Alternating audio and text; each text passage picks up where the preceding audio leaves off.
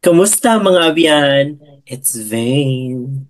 Welcome back to IKK Podcast. And of course, with me here are Riel and Doc Clue. We've been out for a while kasi nga we're on season break. Wow, kala mo talaga. And as part of our breather, sorry, may breather. At bago tayo tumawid Ay, sa saan tayo tatawid? Saan tayo tatawid? impyerno. West Philippine Sea ba? Tama. Bago tayo tumawid sa sa The Bad Place.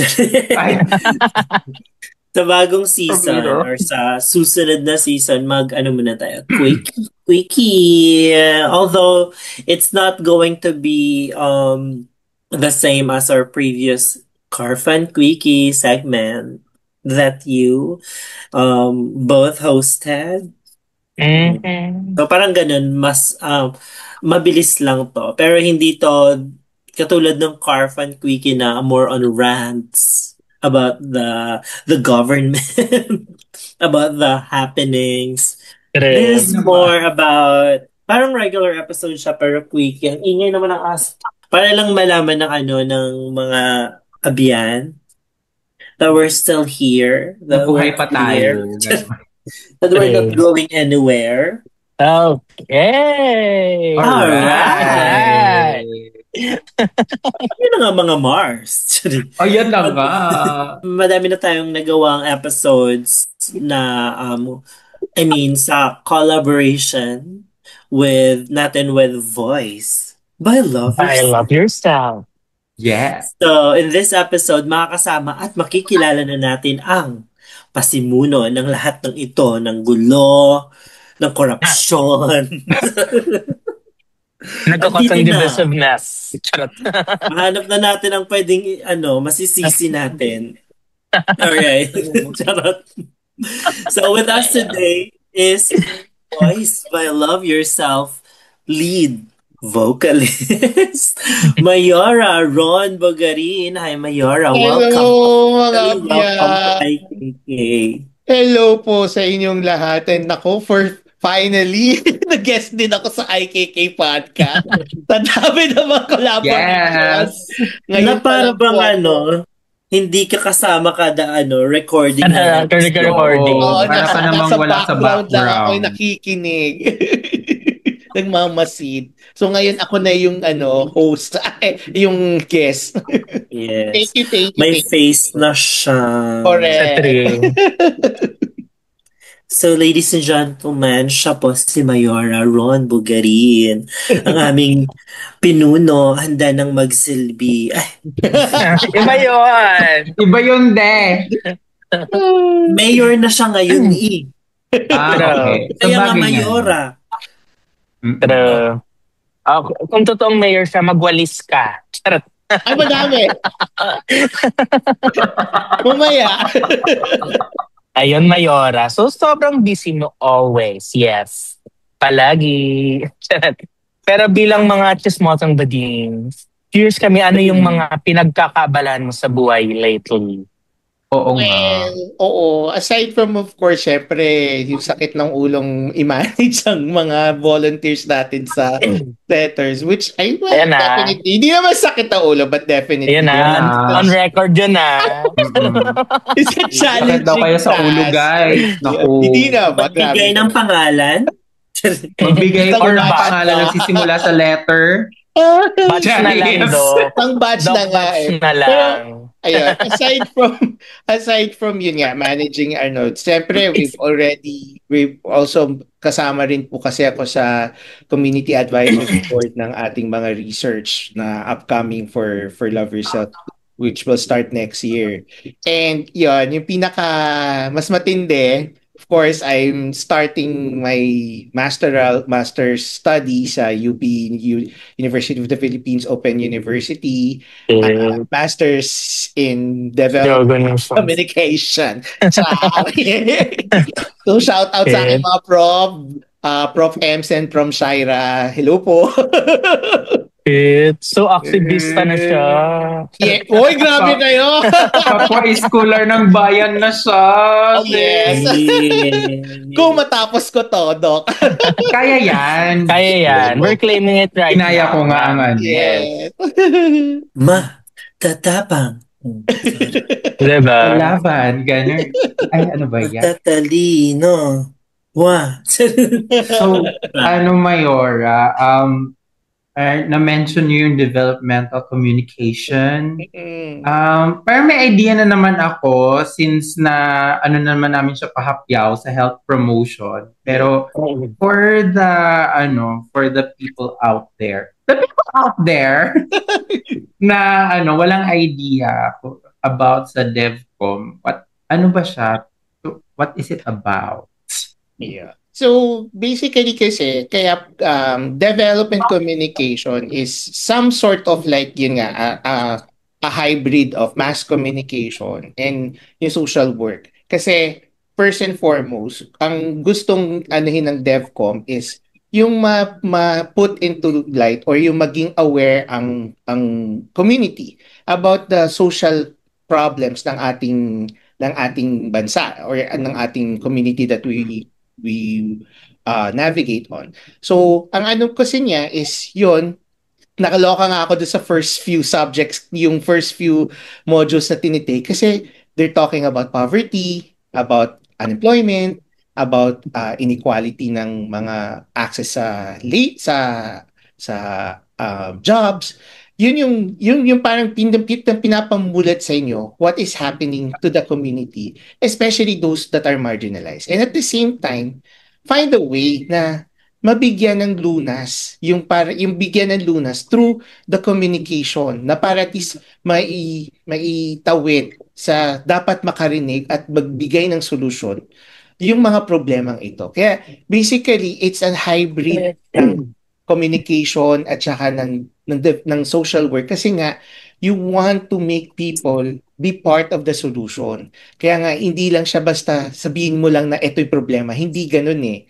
It's also finding a way na mabigyan ng solusyon siya. Yes. Parang siya ay magiging liwanag sa dilim. Correct. And I thank you. Gusto ko yun yung you make people be part of the solution kahit sila ang Yes. problema. Problema. Which is gano'n naman dapat para may retention. True. Diba? Sabi sa inyo handa na siyang magsilbi. Sa true. Pero Mayora, the last time I checked, nasa banking industry. What made you decide to pursue communications? Is this something na parang sabi nga dun sa natanda ko to sa sa Sear. Yung kanta na, I am light, I am. Yeah. Ito ba ay part ng parang pieces of the dreams you left behind, or maybe this is something that you'll benefit from? Yeah. Kasi definitely UP is University of the Philippines is a school that I really aspired sana na maging part of. Unfortunately, yun nga, medyo hindi talaga destined for that nung time nung aking collegial year. But yun, I think again, like Catriona's mentioned, you're only redirected to that purpose. Kaya siguro nandito ako. But more importantly kasi, yun nga, with the work that I have right now, lalo-lalo na sa Love Yourself, managing our volunteers and also yun nga yung upcoming mga clinical trials, I think it will be very helpful, lalo-lalo na sa organization, that I have the firm grasp of how we can make use of the communication tools na maging paraan para maitawid yung mga programs ng Love Yourself. Kasi doon tayo ang lakas ng ating organization is how we promote these services. Kaya nga I'd like to be part of to contribute some more on how we can push this yung aspeto na to ng love yourself and make it really yung talagang tumagos dun sa talagang dapat na yung magkaroon ng access dito sa mga services na to. Mhm. Right. Sayang kasi yung programs, yung available services kung hindi naman nalalaman ng mga dapat makaalam at maka-benefit ng services na yun. Yes. So, vital talaga ang communication katulad ng lagi nating sinasabi sa podcast, diba? Importante ang True. communication sa lahat ng aspeto ng buhay. True. And Perfect yan. Thank you. Charot. Thanks. So, thanks. Ano? So sa iba-ibang fields, may different ways tayo kung paano i-gauge yung effectiveness natin sa field or specific field. Na? Sa DevCom, how can you tell if someone really knows what they're doing? Kasi ito rin, kasi kaya ako din, I wanted to personally do this assignments with IKK Podcast. Kasi actually, you are a perfect example of a development communication practitioner. Kasi, sa totoo lang, diba? I mean, if you look at how you tackle certain issues like HIV, trans health, or mental health, hindi siya yung parang katulad nung ginagawa ng government or nung any other institutions na parang lang, it's more of information. Kayo hindi eh. Parang you make it talagang maiintindihan ng yung mga followers or ng nakikinig sa inyong podcast. But at the same time, you also want them to take something away from the discussion. Hindi lang siya puro baklaan, hindi lang siya baklaan.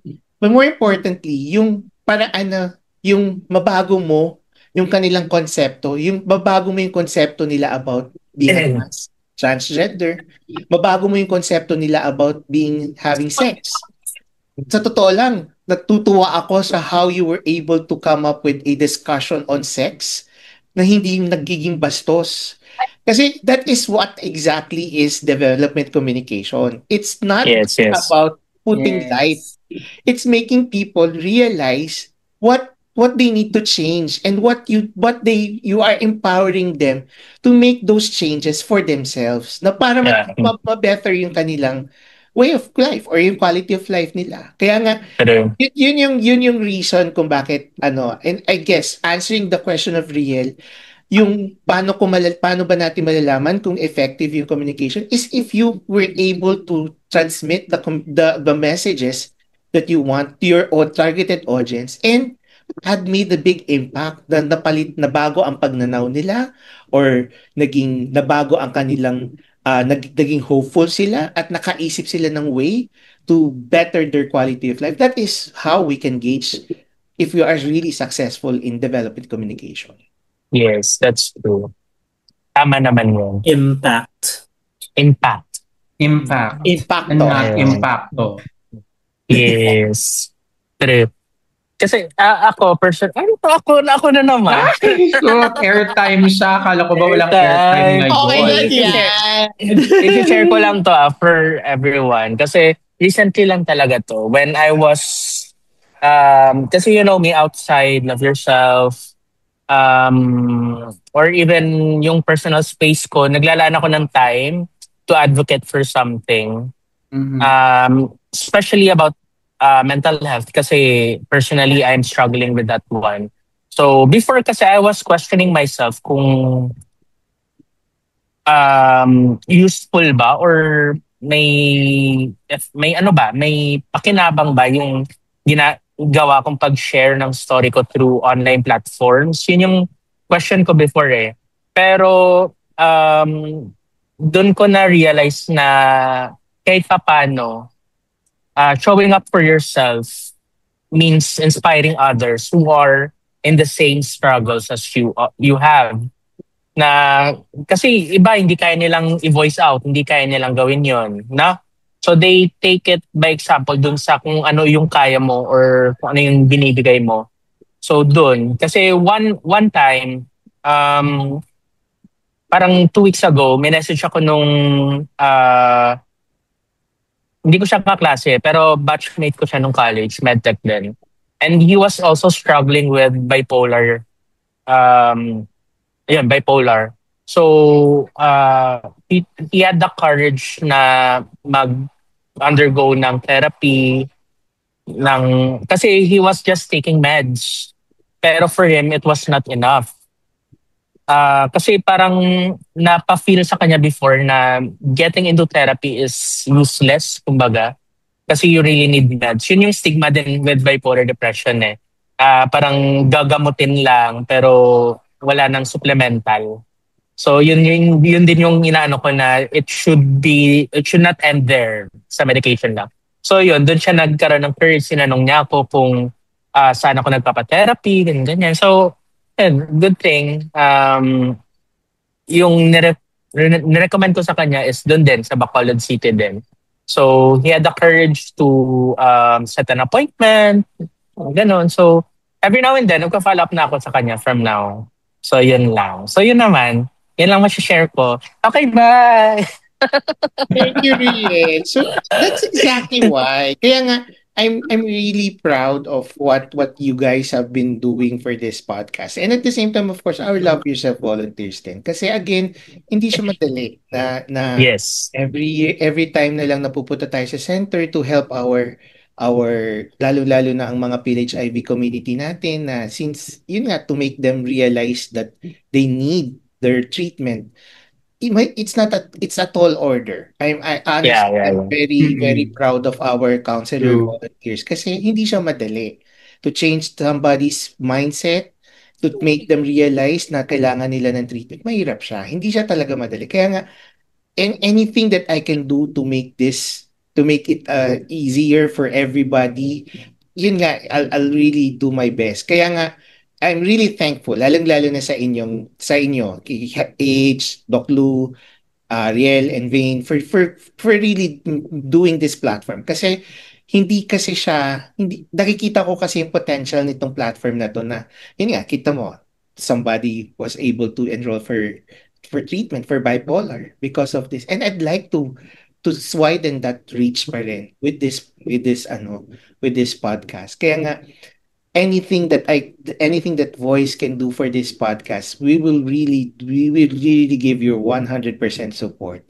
Because again, not anything else. Syempre, of course, is just an assignment for DevCom, but more importantly is you have something that really the community needs right now. Okay, dahil dyan, ito po yung Gcash ng...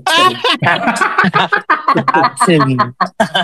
Dahil dyan po, willing ka pala mag-help, ha? willing naman pala. 100% pala, ha? Ganda, kasi parang, at the end of the day, yung pinupursue ni Mayora, at the end of the day, it's still connected sa kung ano yung ginagawa niya for the cause, for the community.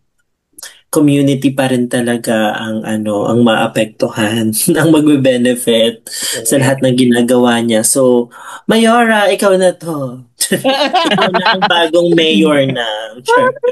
Diba? At least we get to know a little more about Mayora kasi sa Love Yourself community, we have been seeing your works, ano yung mga ganaps mo. But we don't really have the idea kung ano pa yung meron sa iyo. O, di ba? Ngayon alam namin, nag-aaral ka pala.